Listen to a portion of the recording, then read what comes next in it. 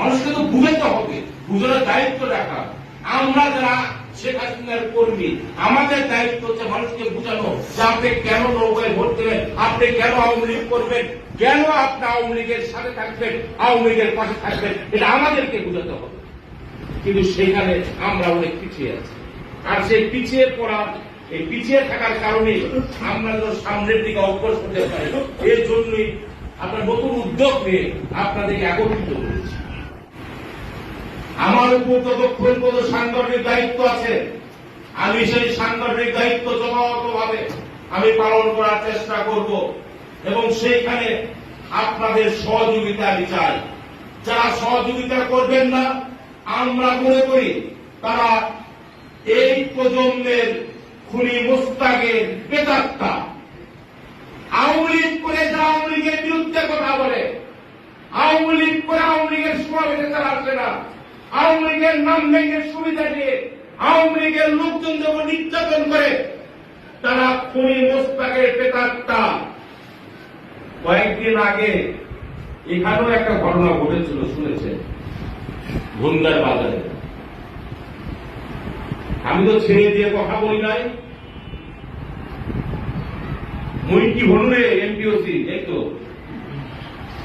হ্যাঁ, কিন্তু এতে কি আমরা কি ভয়ে ভীতু সন্তুষ্ট? হ্যাঁ, ছেড়ে দিয়েছি, ছাড় দেই নাই, ছাড় পাওয়ারও সুযোগ নাই। কিন্তু তার আগে আমাদের যারা ভাই বাজার আপনারা আছেন, আপনাদেরকে সঠিক হতে হবে। ভুন্দার বাজারে কারা আওয়ামী লীগ করে আমরা জানি না।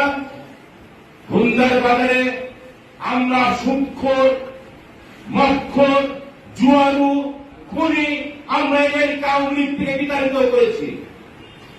তারা এখন নাকি অন্য দল করে। সে দলের নাম কি? 1200 কর্মী, 700 ভোট, খায়া যায় সব। এই তো হচ্ছে সেই দল।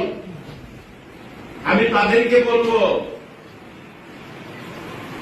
নন্দীগ্রাম উপজেলায় রাষ্ট্রীয় ক্ষমতায় দেশরত্ন শেখ হাসিনা আমার আওয়ামী লীগের কোন নেতা কর্মীর উপর অন্যায় বাঁধে, কেউ যদি নির্যাতন করে, যত বড়ই শক্তিশালী হোক, আর যত বড়ই কালো হাত হোক, আর যত বড়ই দেহ হোক, কিছুই সামনে দেখবো না। আমার কর্মী রক্ষার জন্য ওই কালো হাত ভেঙে দিতে হয়, ভেঙে দেব। শরীর যদি কমিয়ে দিতে হয়, শরীর কমিয়ে দিব। তার মধ্যে মাথা মতো কোনদিন করিনি, করবো না ইনশাআল্লাহ। আমি যেতে চাই সেটি হচ্ছে মন থেকে, আত্মা থেকে, হৃদয় থেকে আওয়ামী লীগ করে। যারা আওয়ামী লীগ করবেন তারা হৃদয় থেকে করে, আর যারা করবেন না, করে